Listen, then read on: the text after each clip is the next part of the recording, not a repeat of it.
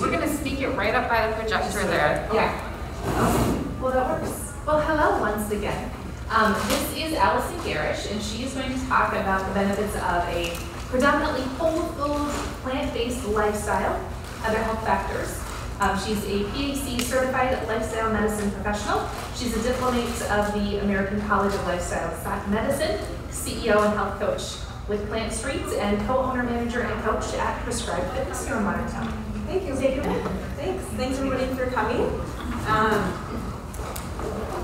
So she already introduced a lot about me, but I practice PRN as a PA here in town with a hospitalist team. But throughout the years, I've kind of developed a true passion for nutrition and just overall the benefits of a healthy lifestyle. I used to work in Minneapolis and learning it before coming here, and then was just kind of able to really explore my true passions coming here. And so once I learned about the benefits of a whole food plant-based diet, I got really excited about it and decided I really wanted to kind of share this message with people.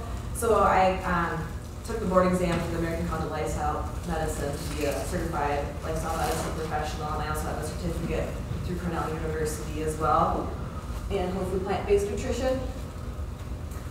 There's a Facebook group called Plant-Based Nutrition of South Dakota that you can join for free. There's over 600 people on there right now to kind of just talk to other people that are at least in or near Watertown or in South Dakota. We also used to have a lot of in-person support groups where I would do teaching, cooking classes, and just other education. Unfortunately, we haven't done that since, I think, like around the holidays this last year, but hope to continue to do that here and there. And then, I guess you already mentioned the other two. So I'm here to talk to you about why we should care about nutrition and lifestyle, because most people just don't realize how important it really is. Lots of times when you go to the doctor or PA or NP, they may say like, okay, yeah, you have high blood pressure, why don't you go ahead and exercise and fix your diet? But there's not a lot of really thought put into that, and there's not a lot of support for our patients to really truly make those changes. And I think that is in part because people just don't understand how incredibly important it really is. Unfortunately, as you probably know, we have a problem with chronic disease in the United States. That used to not be the case. And in the US, our healthcare costs are around $3.3 trillion annually, and about 90% of those costs are because of chronic diseases. So when I talk about chronic disease, it's the heart disease, it's diabetes, Alzheimer's disease, things like stroke. And our life expectancy is declining, and we are not having good quality of life as in our later years. A lot of us are spending our last 10 years in nursing homes, for example. But if we focus on lifestyle medicine, we can truly fix the root cause of a lot of these problems, which will decrease healthcare costs and give you a better quality of life. So these are the 10 leading causes of death in the United States per the CDC. Number 1 is heart disease of both men and women. The whole list is of both men and women. And then number 2 is cancer. However, some resources even will say that cancer is surpassing heart disease. And then you can read the rest, but the point is that 7 of the 10 top leading causes of death, those of which are in bold, are strongly linked to diet and lifestyle. So if you really concentrate on your lifestyle, so eating a predominantly plant-based diet, exercise, stress reduction, having good relationships with family and friends, stress reduction, and making sure you're not smoking or you're not consuming too much alcohol. Those are the things that are really the foundations of health. So if you focus on those things, you're going to significantly decrease your risk of 7 of the top leading causes of death in the United States. These are just a general list.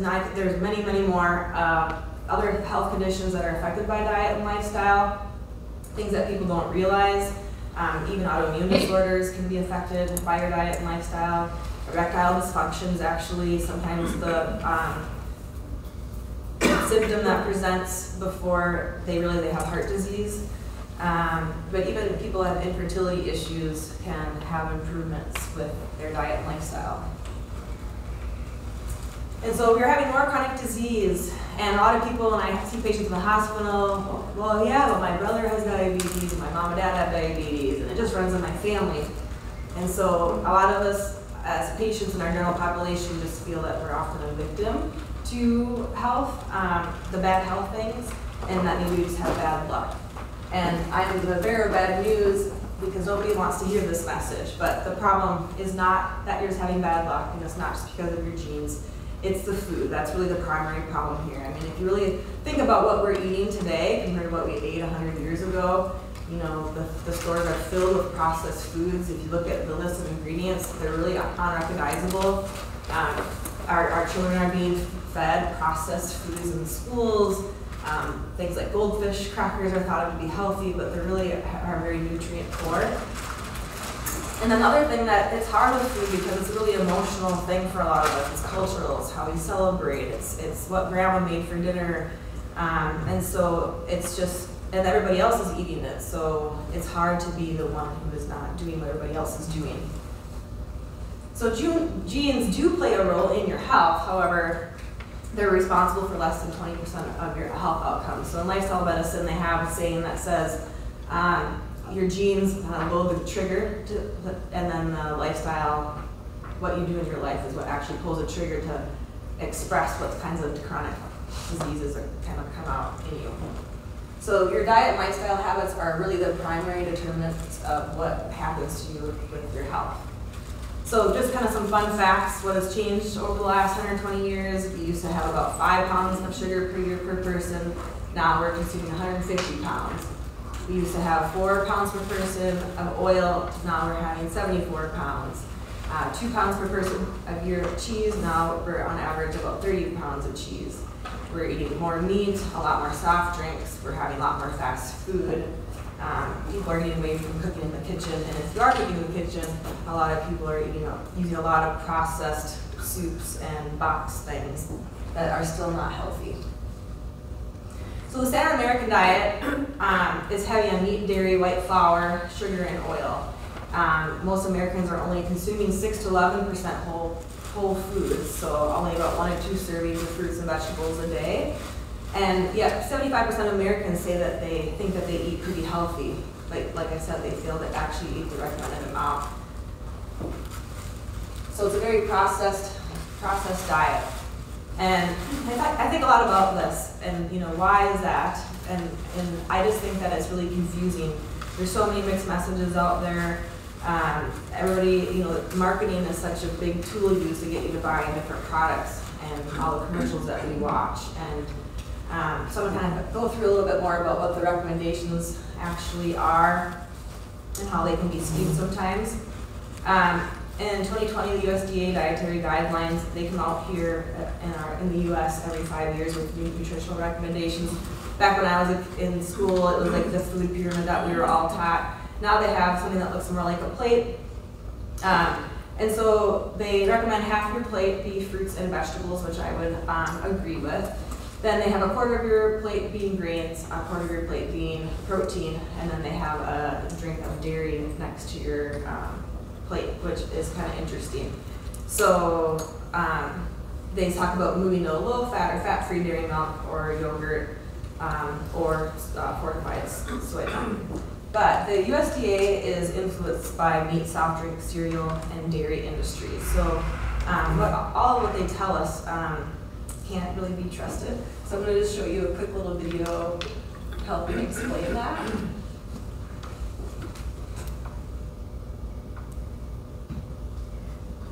Why do the federal dietary guidelines sometimes favor the interests of the food and drug industries over the public's interest in I might have to turn that off. I think I'm going to turn it off. dietary advice? Yeah. The first problem may be who's in charge. Potential conflicts of interest at the USDA.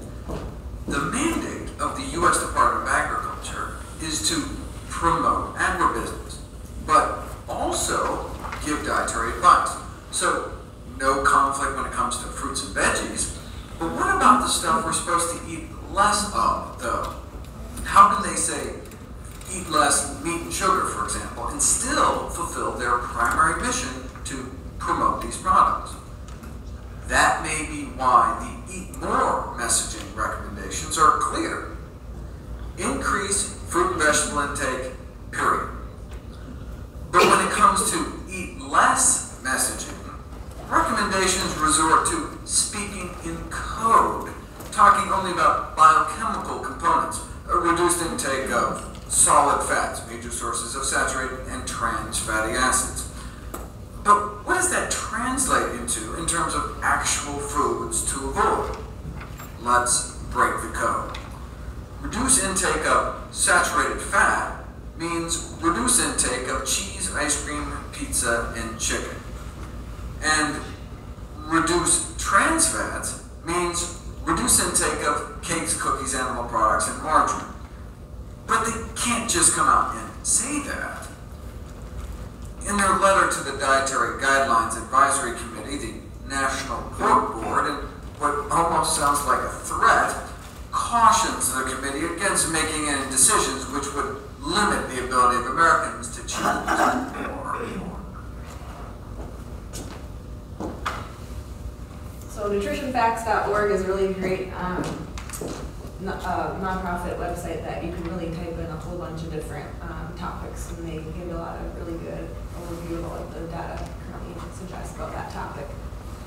So, so I would argue that, looking back at the USDA guidelines, that whole grains are definitely preferred over refined grains. So they say that half of the grains that you eat should be whole grains and half can be refined grains. But it's pretty obvious and clear that we're going to get way more benefit from eating whole grains than more processed refined grains.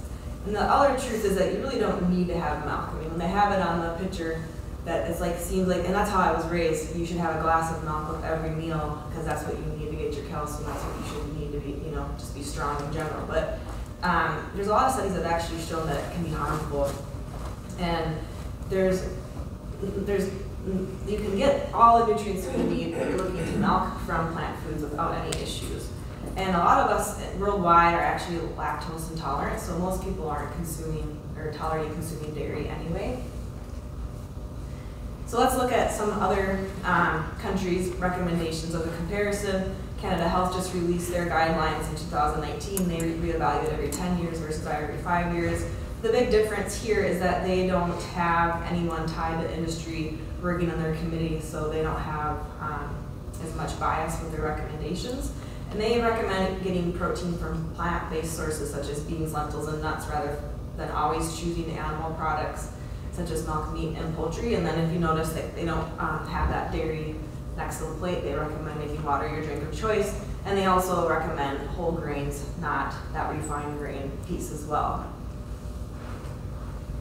So why don't most physicians, PAs, and NPs talk about how important nutrition is and eating more plants? And it's really just comes down to that we're not trained that way. I mean, when I was in PA school, we had nutritional training, but it's more like talked about what the deficiencies were and what symptoms we can expect.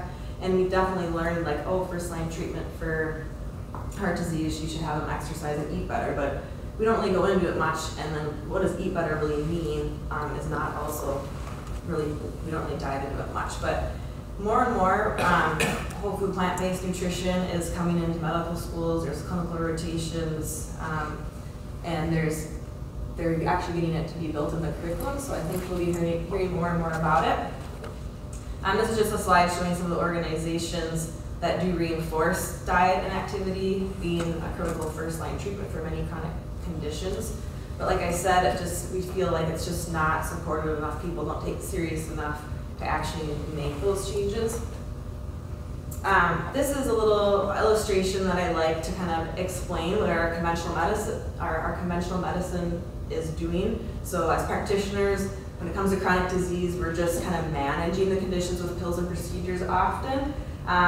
But just like those of you who are hearing Lori speak last, we really want to get to the root cause of the problem and turn the water off instead of just giving you pills and procedures. So, and it's really about realizing that not everybody's going to want to do the work themselves with diet and lifestyle, but we need to give our patients that option because I've seen the patients that are scared and they are at the point where their husband had a stroke, and the doctor, I'm there listening to the physician talk to them about how they're going to continue to deteriorate. There's something that they can do, but there is something that you can do. You can change your lifestyle, and you'd be pretty amazed about how much of an effect that can have.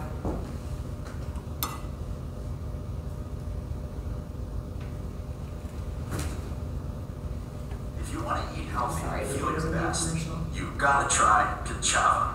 Kachava is the world. It's really sick here, not healthy, the way we do things now.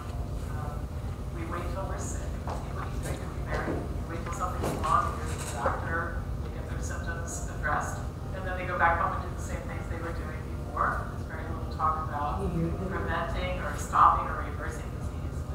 And so people get to a place where I think it's one crisis after another. The whole system is set up to reward being sick and being treated for being sick with the myth that you just show up in doctor's offices enough and you do enough screening to keep you from being sick, which isn't working. It's a terrible way to live your life as opposed to being much more intentional about taking care of yourself. Because the way that we talk about nutrition is, he said, she said, my doctor, your doctor, I read a book, you read a book, this website, that website. It's all, everybody's talking about their point of view instead of looking at factual information. Most of the messages that people are getting every day are totally the opposite of what they should be hearing. Not scientifically based. So we have to do something about all the erroneous messages that people get that are leading to the story. The first thing is we have to start educating people about what health really is. Part of the problem is that many people who I encounter think that they're healthy because they haven't been diagnosed with something. And that's completely false. That's very misleading. In other words, if you're eating cheeseburgers and french fries and standing there and diet and junk food and red wine at dinner every night, and you haven't been diagnosed with something, sooner or later, you're going to be. Because we know that the vast majority of people who engage in those kinds of habits end up sick. That's why our healthcare bill in the United States is $3.5 trillion and going up right now, is because of that behavior. It takes 20 years for a bad diet to result in a heart attack or stroke or cancer. If we just don't care about the long term, and all we're worried about is what can we do in the next 90 days so that you have good blood work and 20 pounds comes off, then let's just throw it all in here. And obviously that's ludicrous, right? We're very tied up with short-term results at the expense of long-term health. That's not what we should be trying to do here. You can do a lot of things in the short term that look just fabulous. It's the long term that nobody wants to pay attention to. It's a plant-based diet. It's a whole foods, low fat, high fiber, plant-centered diet. It's the diet that is eaten by the healthiest people on the planet.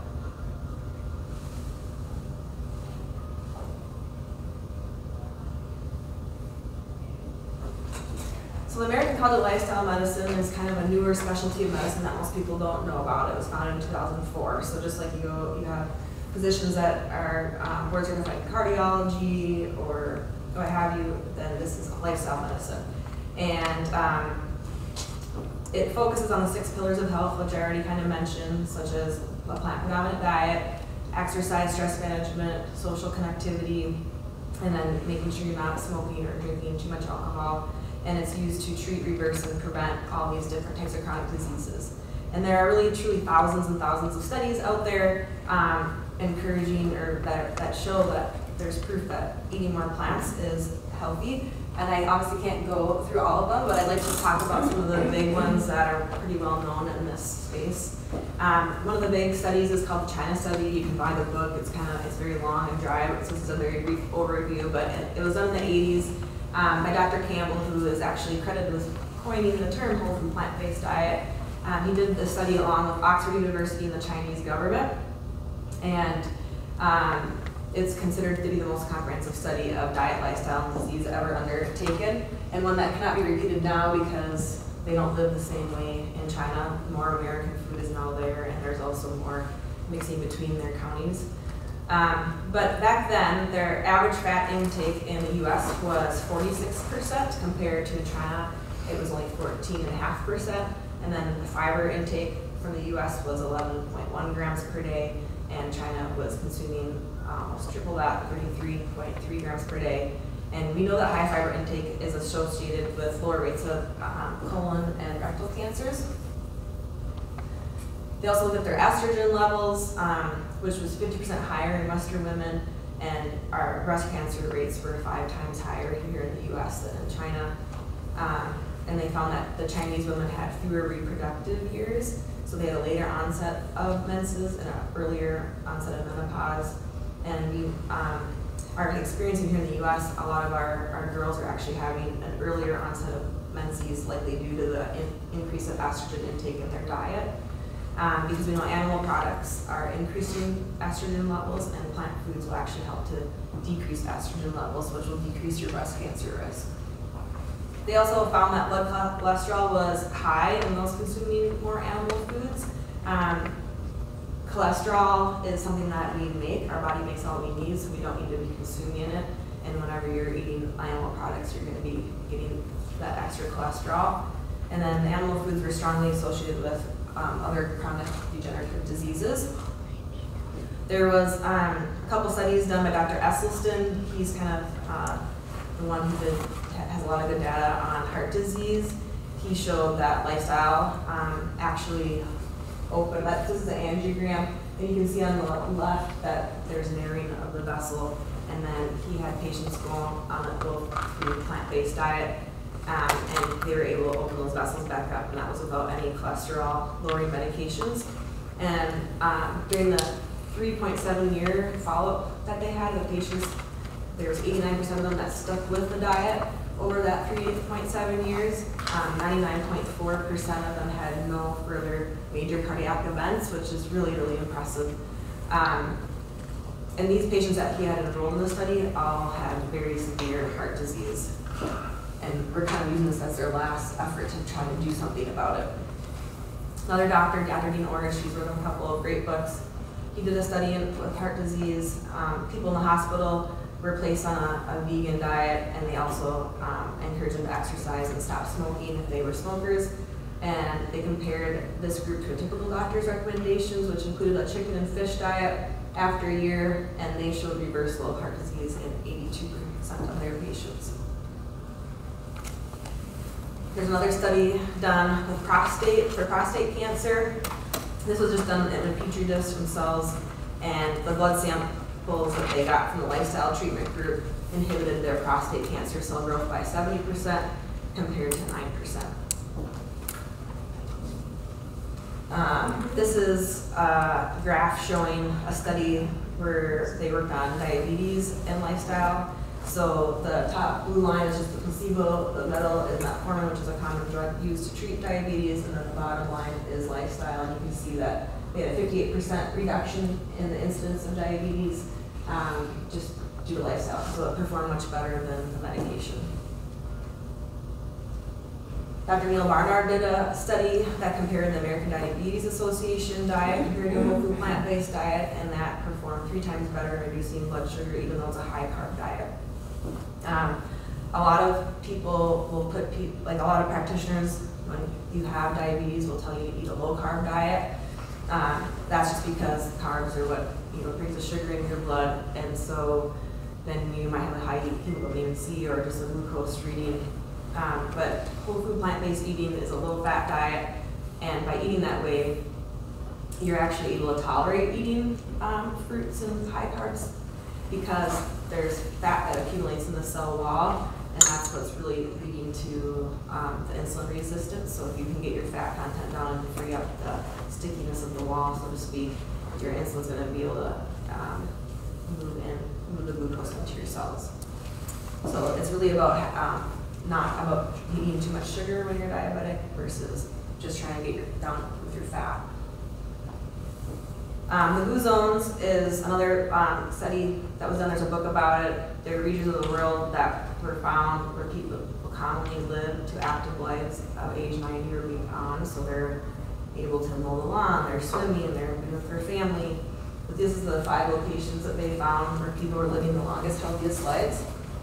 And when they took a closer look at them, They had these following characteristics, including that they had strong families, they were socially engaged, they were constantly physically active, they were non-smokers, they were consuming lots of legumes, even soy products, and they were having a predominantly plant-based diet, eating at least 80% of their diet from whole plant foods. And like I said before, here in the US, most of us are only consuming 6 to 11% whole plant foods. And then there could be a whole other lecture about your gut microbiome. Your gut actually contains 1 trillion bacteria, so we actually have more cells that are not human cells in us. And those bacteria thrive on what food you give it, specifically fiber food. So the food that you eat is the #1 cause of what type of bacteria make up your gut. And good bacteria thrive on plant foods, and the bad bacteria thrive on animal products or added sugars. So a lot of people have abdominal issues that they can't figure out because you have a dysbiosis or an imbalance of the good and the bad bacteria in your gut. And like I said, that really comes from a high fiber diet, which you can only get fiber from plant foods. You cannot get fiber from any animal products. They have 0 fiber in them. Another reason why it's important to have a healthy gut microbiome is because 70% of your immune system actually lives in your gut. And so if your gut is healthy, you're going to be more likely to fight off things like COVID, cold, flu, all those types of different illnesses. So what exactly is whole food plant-based eating? It's eating fruits, vegetables, legumes, whole grains and wheat, even whole wheat pastas or quinoa pasta or brown rice pasta, something like that would be acceptable. Brown rice is preferred over white rice. Non-dairy milks, nuts and seeds, about a handful a day because they are higher in fat, but they do have a really good nutrient content. And then making water or like an unsweetened tea your beverage of choice. And trying to eliminate or significantly decrease the amount of highly processed foods you eat, meat, milk and dairy products, eggs, meat, even wild game, and all added oils. And then trying to keep your added sugar down to less than 5% of your total calories. Ideally, no added sugar would be preferred, but about, if you're on a 2,000 calorie diet a day, about 200 calories or less a day of added sugar. It's really about eating nutrient density. Plants are the most nutrient-rich foods. This is a chart that was created by a guy named Dr. Furman. It's called the Andy score, and he went through a whole bunch of foods and just kind of went through their nutrient profile per calorie. And the most nutrient-dense foods that you can eat are dark leafy greens, including kale, collard greens, mustard greens, watercress, and Swiss chard. But realizing that variety is really important. You can't just live off of fruits and vegetables, and you're certainly not going to just live off the top 5 there, even though they're the most nutrient dense. So if you just eat those 5 foods because they're the most nutrient dense, you're still not going to be healthy because you're still missing a lot of other phytonutrients, antioxidants, and vitamins and minerals from all other foods. So we encourage making sure that every plate you're thinking about having fruits, vegetables, whole grains, beans, and legumes to make sure that you're eating enough of all of what you need to have a well-rounded diet. A lot of people always ask me, so you're vegan, and that's not really exactly what this is. It's not about saving all the animals necessarily. However, some people tend to mean that way as they eat this way because you tend to become a little more compassionate. But this is not about being a vegan. It's more about eating healthy foods and less processed foods, because you can be a vegan and be very unhealthy. I have had a lot of people tell me, well, I know so-and-so, they went vegan, they didn't eat any meat, and their hair started falling out. Well, I would love to see what they actually were eating. It was probably things like Oreos, McDonald's, French fries, just lots of different packaged foods. And we have to be really careful because, the marketing world realizes that plant-based foods are kind of another trend, and so they put plant-based on package, but just because it says plant-based doesn't mean that's the type of food I'm talking about here. A lot of times they're using plant-based to describe vegan junk food. So I'm not talking about, eating Beyond Meat or an Impossible Burger. Those are the things that I would say those are still too highly processed and not necessarily healthy either. So when you eat a whole plant-based diet, you don't have to worry about counting calories because the content of fiber in those foods it appropriately fills up your stomach. So this is a nice little illustration showing that. So if you eat about 400 calories of fruit and vegetables, your stomach's going to completely fill up. You have stretch receptors in your stomach that will get activated, send a signal to your brain saying, okay, you're full, you can stop eating, and you're satisfied. So you're able to eat a lot more food on less calories. And on the other opposite spectrum, we have lots of cheese and oil in our food. They're very calorically dense, so you're going to be eating a lot more calories but not feeling full. So that's what's happening in America, is then we're eating a surplus of calories. So we have poor nutrition, but we have too many calories, and then we gain weight very easily. So that's why, we hear more about portion control, and that's the answer, which, when you think about it like this, it just doesn't really, you don't have to worry about portions if you're choosing the right foods to eat. So what does it look like? Because when I first explored this, I've been eating a plant-based diet for about 6 years, and I looked into this because I was having chronic migraines and abdominal issues, and I was considered myself a foodie. I loved going out to eat, and the idea of just eating kale all day, every day, and giving it cheese and milk, I thought, how can anybody actually eat like that? I thought I'd rather just die early than do that. But I considered the fact that maybe this would actually help. I started out just thinking about being dairy-free for a while, and then I learned about all this data on whole plant-based nutrition. And these are the types of things that I found myself cooking the first year, and you can see my grocery, when I go to groceries, it looks much different than most people. You often get a lot of weird looks, actually, when all you're buying is mostly produce. But it can be really enjoyable. And I now cannot imagine ever going back. I feel too good. My food is flavorful. I feel like I eat more variety of food now than I ever did before, and I really truly enjoy it. So moving on from food, I kind of mentioned before that there's other pillars of health that's important. I just wanted to briefly touch on it. So physical activity is also really important for health and your reduction of heart disease and cancer risk. In general, about 75 and 150 minutes of vigorous activity per week is important. So, but really anything that you do, people say, well, exercise is best. The exercise that you will do is best. So thinking about being active every day. And then sleep, I feel like, is really the foundation of health. I mean, if you think about it, when you're tired, you're not going to want to exercise, you're not going to have the energy to feel or to actually cook food and want to eat good, and it makes you have sugar cravings and fat cravings. So I really encourage you to think about making sure you get quality sleep.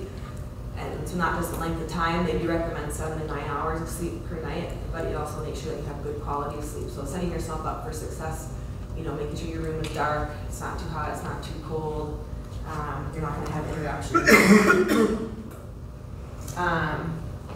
Obviously everybody accepts the idea that substance abuse with drugs or alcohol aren't good. But a lot of people think that a little bit of alcohol is okay.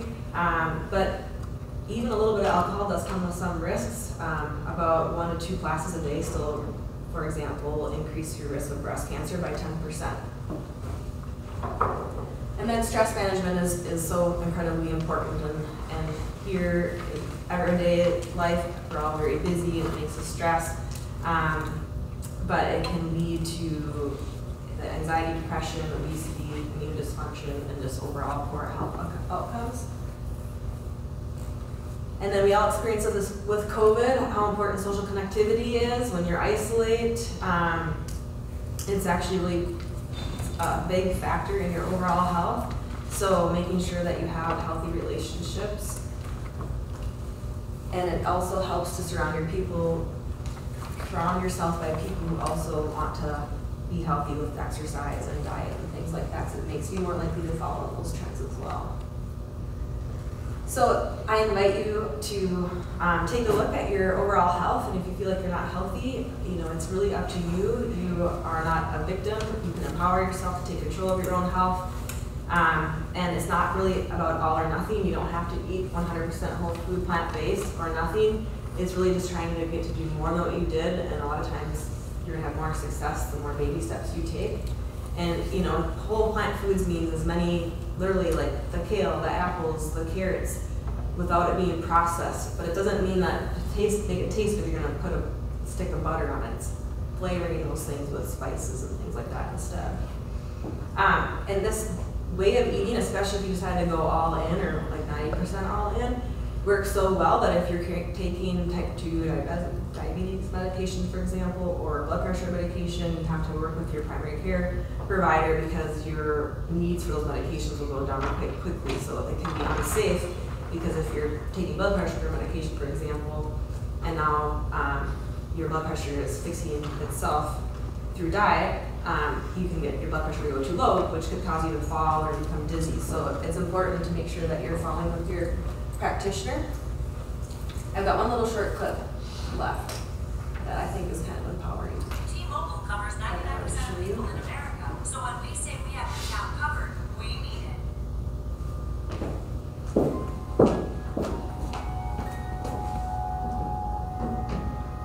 Sorry, it's not louder. What will your last 10 years look like? Will you be quick enough for a game of tag with your grandchild? Strong enough to embrace every moment?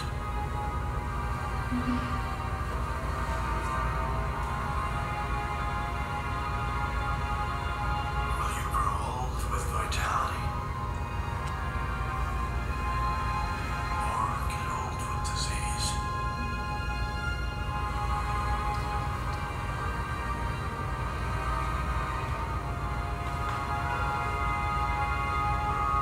It's time to decide.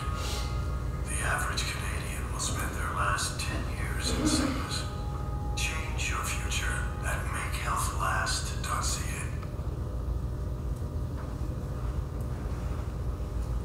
So this is why we created Plant Street. This is really just a labor of love. You can probably imagine it's not really a moneymaker. I spent all my time volunteering my time pretty much doing this. But again, we see patients all the time. I admit them to the hospital with a laundry list of medications, and 90% of the time, they're all lifestyle related. And if people took more control of their health, decided to eat kind of go against the grain of the normal norms of society, you really wouldn't have to be on all those medications, because while those medications may help certain things, and you also have the side effects of the medications. You have the increased doctor visits, the increased costs. So this is the team that created Plant Street. We have Dr. Javaid, who's one of the hospitalists here in Watertown on the far left. And then on the back row next to him is Dr. Langton. He's one of our urologists here in Watertown. And then myself and my husband, Dr. Gerrish, he's one of our dental surgeons, who talks all the time about how he sees patients with abdominal issues that they think are surgical issues, but he just surgically cannot fix it. It really is just their diet and lifestyle. And then Jim and Lloyd Rudley are on the bottom there. For those of you know, they're pretty big community members here in Watertown. They have a yoga studio. And she has the stress kind of meditation mindfulness piece of Plant Street that she's helped with.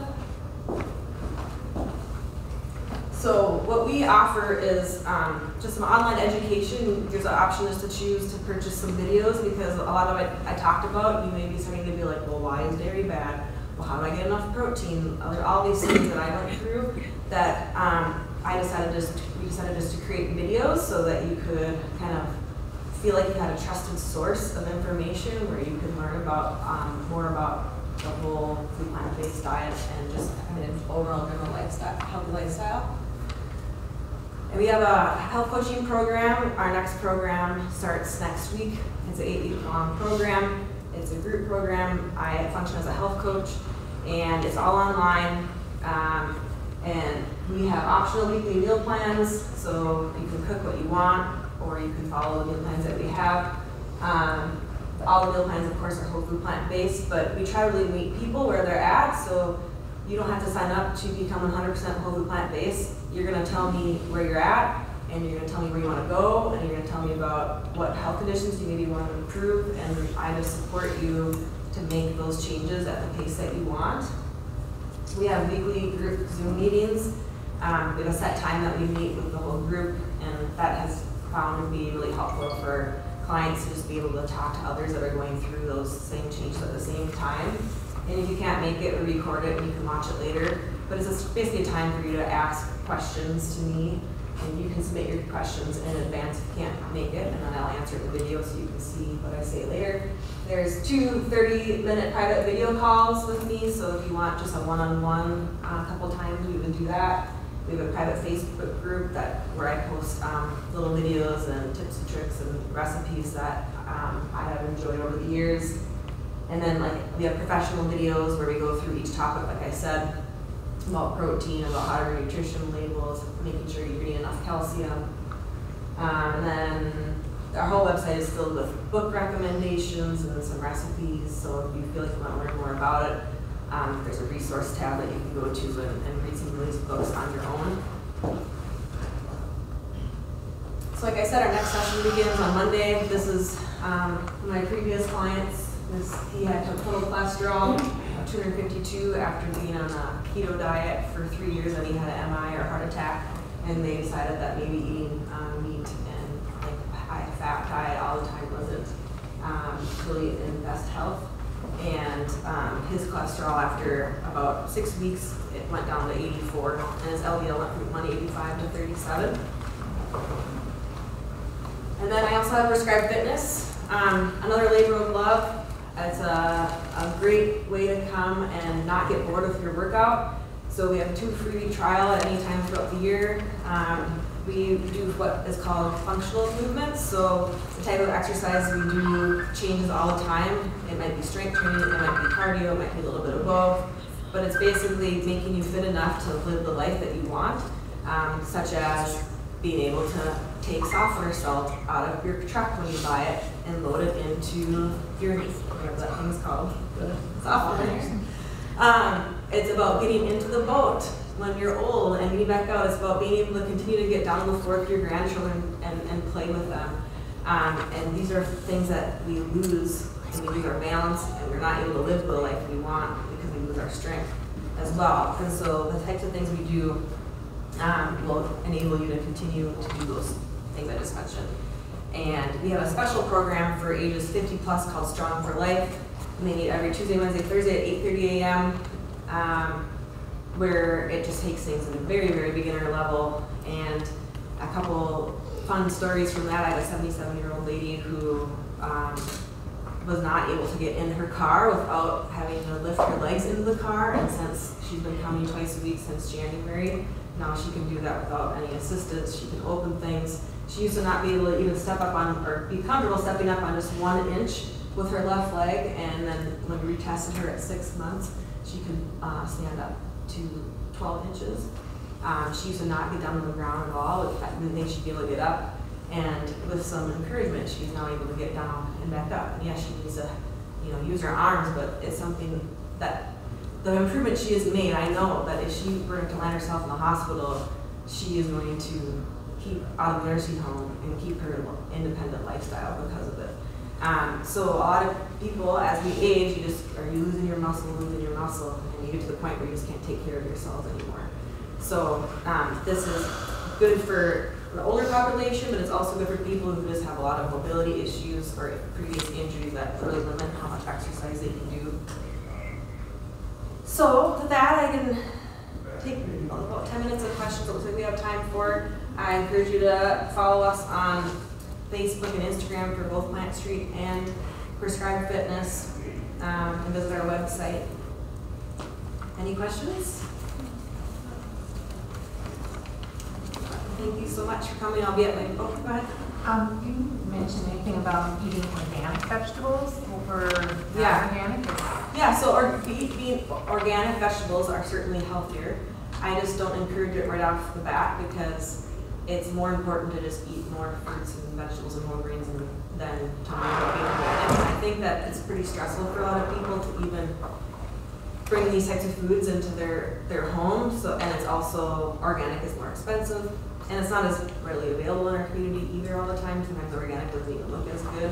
So it's more about adding this food first, and then if you want to fine tune it more from there, then yes, the next step I would say would be to try to eat more organic. But one of my pet peeves is, you see organic, like veggie straws, for example, or whatever. People think they're healthier because they say organic. it's not, it's still better to eat carrots and celery than to buy the organic veggie straw. So you got to make sure that the label doesn't throw you off what you're actually buying, and if it's healthy or not. Anybody else? Do you do anything about talking about the amino acids and balancing the rice and beans together and why you need to eat them together and that sort of thing? Yeah, so that's a big question. So a lot of people think when you eat plant-based that you're not getting enough protein. Well, protein, there's a bunch of different essential amino acids that you need. Essential means that you actually have to consume them from food. And it's true that certain plants that you eat, you're not getting all the amino acids in each food like you do when you eat meat. But when you're eating a variety of plant foods, those all get combined and you end up having all that you need. So you don't have to actually focus on certain, more like categories of food. Like I said, it's just, obviously you just can't eat fruits or vegetables on your plate every day, all day. You're gonna be hungry all the time, and it's not gonna be very satisfying. So as long as you're incorporating throughout your day all those different genres of food, you're gonna get all the amino acids that you need, and it's not something to be worried about.